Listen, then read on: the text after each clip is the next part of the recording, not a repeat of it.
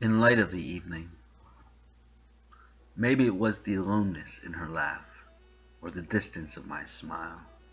I did not know much of darkness between what was blinding, but the sight through her hazy-eyed temperament lessened the look. I drank pints of frothy beer, and I sat in her stare as I watched her cherish her fair plates. My eyes were hands, hands were eyes, piercing the portals of her blood-colored luminosity, regarding her countenance. Instant nervousness made her twist her long blonde curls. She tilted her head to one side, cupped her chin, and shyly smiled. Jazz music filled her silent conversation with vibrations of untarnished brass, a stew that steamed ingredients that snared static air into the smell of lubricated whiskey. Slowly sipped, it gave warmth a new idea. Two tenor saxophones uttered unspoken innuendo. All else in the room vanished like yesterday's stale cigarette smoke, blown away by one more spirit. Ingested virtue of a child without the weight of time upon clocks, drunk-like ceiling fans that flashed her silhouette on the door-marked exit. Or was it an entrance, like a turnstile at the underground subway station where wooden coins were unacceptable and posturing posed itself against polished brick, a hold that embodied release? We played mind tease until none were left standing. Was it the alcohol, lust, or had love suddenly evolved? Hello came from my lips, its anti-venom inoculated poisons that saturated machinations. I motioned towards an eager star-stolen night beyond the portal that held each moment drowned in breaths that survived scents of jasmine-covered sidewalks. Our trains of existence passed by like owls stealing night-covered hares, not cunning enough to lose their predator's sights.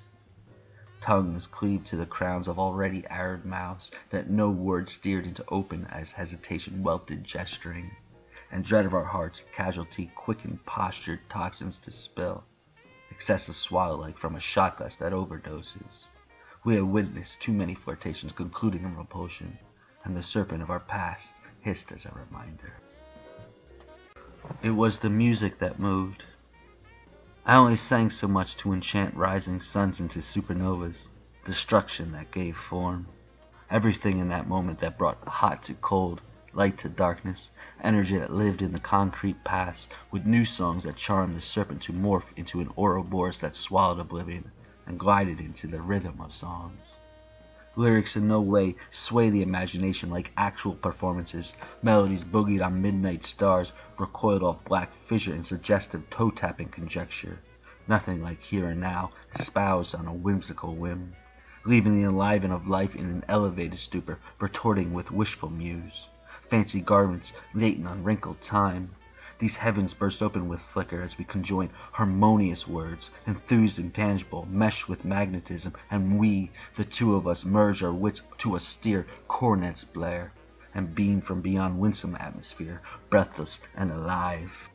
Knowing tomorrow we would only have the fruit of our tree, morphed by lips, jaws, and tongues, a kiss felled from an invisible height, a ghost forever on the surface of tender flesh, and as beauty stared at the void, a fire was lit, igniting the moment you came into my life.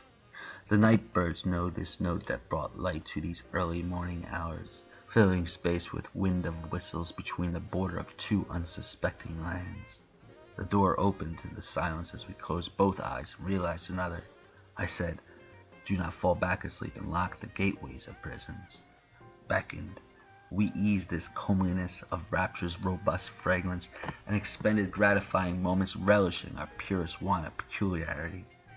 A touch affection as this loiters in our hearts, strikes the ears, and fills lungs with light. These sagas on no account conclude. More than ever, when there is an untainted snare, curbed by unfettered emotion that topples itself effortlessly in the vapor of a life that was not in a quest of being reverenced by love's alliance.